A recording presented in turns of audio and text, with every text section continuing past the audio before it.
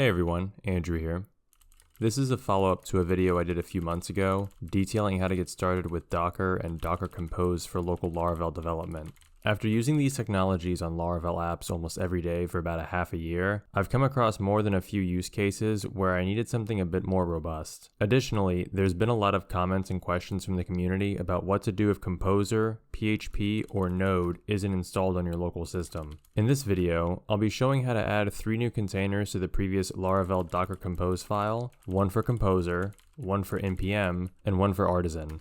In addition to that, you'll learn how to use the Docker Compose run command to access those containers and services just as if they were available locally. Let's dive in. We have our previous Docker Compose Laravel repo cloned and a fresh Laravel application installed in our source directory. We can build the containers and get them up and running all at the same time with this handy one-liner I learned about a few weeks ago. If we run Docker Compose upd with a build flag at the end of it, it'll build any containers needed, like our PHP one, and get the containers up right after. No more separate commands needed.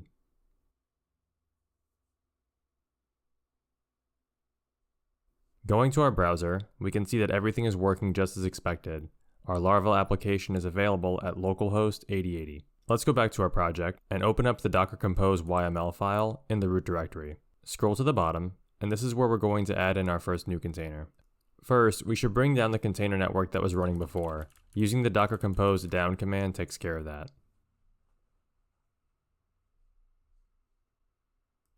The first container we're creating is for Composer. Now, I have Composer and PHP installed locally on my computer, so I could run Composer required directly from my project source directory, and it would install the necessary package files just fine. However, if you don't have either of those installed, or don't want to, that obviously presents a problem. Let's create a new section in the Docker Compose YML file at the bottom, and we're going to call this service Composer. Luckily, the Docker Hub has an image for it, so we can use the image key, and specify Composer latest. Going with the theme of our other containers, I'm going to specify the container name as the name of the service, Composer. We need a volume attached to this container as well. It's going to mirror our others, attaching to the source directory locally, and to the var www directory in the container. Actually, while we're on that subject, I'm going to do some slight modifications across our container network. During the spin-up of the Nginx container, it expects the web server files to be in /var/www/html. And since I'm not overriding that, it creates that directory locally. So instead of tweaking that configuration, I'm just going to make the volumes for all the containers /var/www/html. Okay, back to our Composer service. By default, Composer expects the files to be in, I believe, a /data folder. Since we want to keep everything matching across our container network, we can override this expected folder by using the working_dir setting and specifying where our application files are going to be. In our case, that's var www.html. Last but not least, we attach this to the Laravel named network that all of the other containers are on. Okay. Let's bring our containers back up and make sure nothing's broken. The Composer service was built and brought up, and it looks like our application is still responding. Now, here's the fun part. On our command line, in our project's root directory, we can use a command that will bring up the Composer container, run Composer on our project, and then bring down that container once the job is completed. That command is Docker Compose run. All we do is type out that command, using the rm flag, which tells Docker to bring down the container after it's complete. Then, we specify the service and use it just like we would the command on a local machine. So in this case, Composer require, and I'm just going to use my Larametrics package for this demonstration.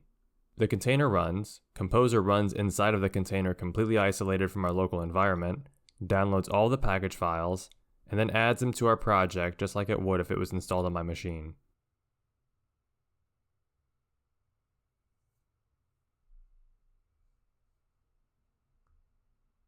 We can even see these files if we navigate to the vendor directory.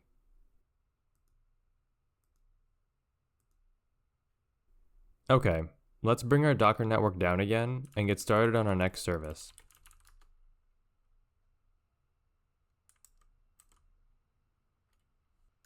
This one is going to be for npm, so that we can run Webpack or any other node-powered commands without having to have the framework installed locally.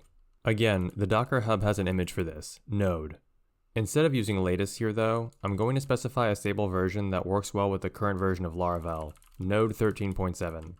I'll name the container npm and add in our volume as usual.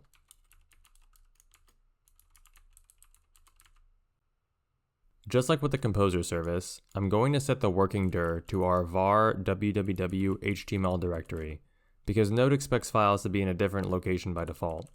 This container also introduces another new setting, entry point. What this is a way for us to modify the command that gets run whenever the docker compose run command is ran. By default, it runs the command of the same name as a service, so composer will run composer, npm, will run npm. Using an array, we can change the command that gets fired, or add additional parameters or flags alongside it to change its behavior.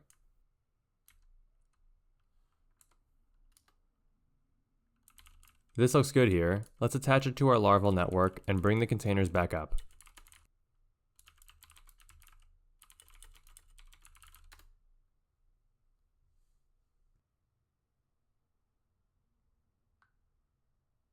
Visiting our browser, everything is looking good here. Back on our terminal, we can now test our npm container just like we did with Composer. Instead of running npm install or npm run dev locally, we can call docker compose run rm npm install.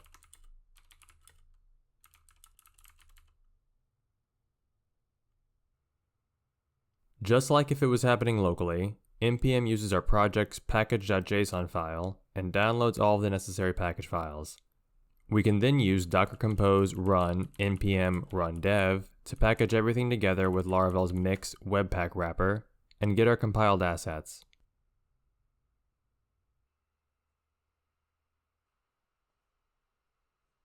Alright, let's bring everything down for one last container.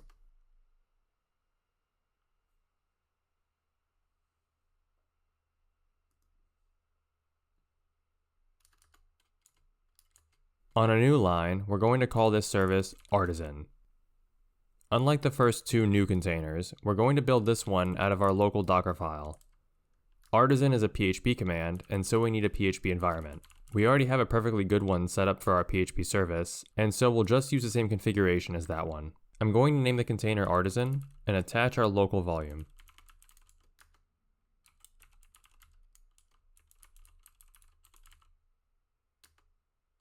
This container has a dependency when it's ran though. It needs the MySQL service running as well, or else things like migrations might not function properly. Our working directory is set to var www html, and like npm, we need to set an entry point. Artisan isn't a command that's installed globally throughout the container, instead it's local to our package. So when we run docker compose run artisan, we need that entry point pointed to the full path of our project's artisan file.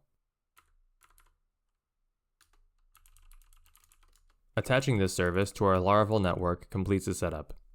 In the previous Laravel Docker video that I mentioned earlier, I specified running the docker compose exec command on the PHP container. Then using the full path to Artisan, we could call a migration or anything else that we needed.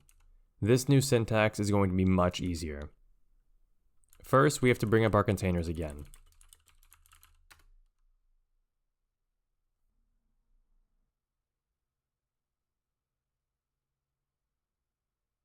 Then we can run docker compose run rm artisan migrate. Look how short and clean that is compared to the old way. Wait a second. I forgot to change the MySQL connection in the fresh project's env file. Okay, one more time.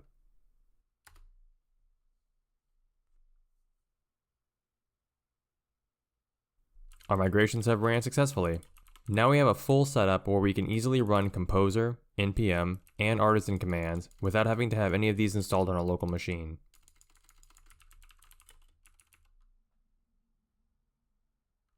You could even take this one step further and create an alias in your bash rc file for docker compose run rm. Mine happens to be DCR.